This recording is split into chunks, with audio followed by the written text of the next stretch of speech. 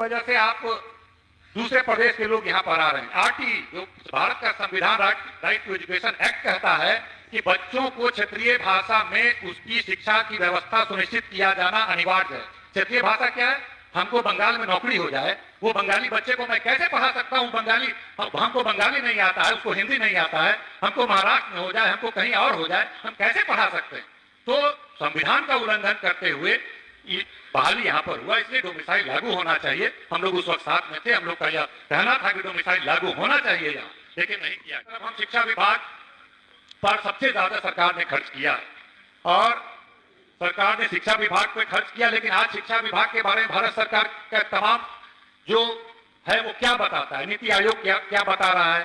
Sustainable जो development goal है SDG जिसको कहते हैं, वह क्या बता रहा है? बता रहा है कि 100% में 32% मिलता है, मतलब 33% पास होने के लिए होता है, मतलब ये फिसड्डी है। आज बिहार में शिक्षा के मामले में सबसे ज्यादा पिछड़ापन बिहार में है, जबकि सबसे ज्यादा बजट दिया जा रहा है।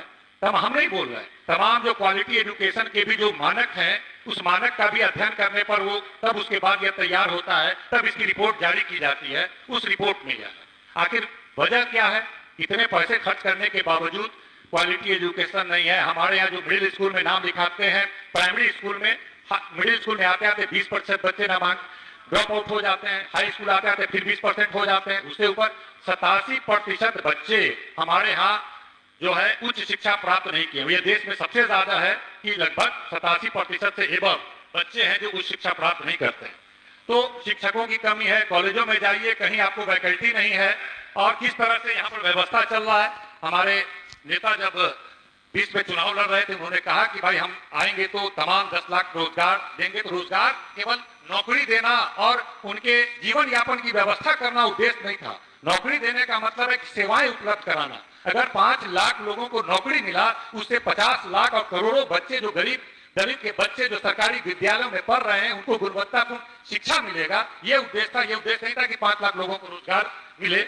और हम ये देख रहे थे कि लगातार जो शिक्षक हैं वो आवाज उठाते थे कि हमको नियोजित शिक्षक हमको परमानेंट किया जाए। मुझे याद है कि उस वक्त के उप मुख्यमंत्री बोलते थे कि धरती पे भगवान भी उतर जाए तो नियोजित शिक्षकों को परमानेंट नहीं किया जा सकता है। लेकिन एक युवा नेता ने बोला था हमारी सरकार बनेगी और हम तमाम नियोजित शिक्षकों को परमानेंट करेंगे। आज 1 साल पूर्ते 1.5 साल पूर्ते बिहार के तमाम नियोजित परमानेंट हुए। तो ऐसे तो इसके लिए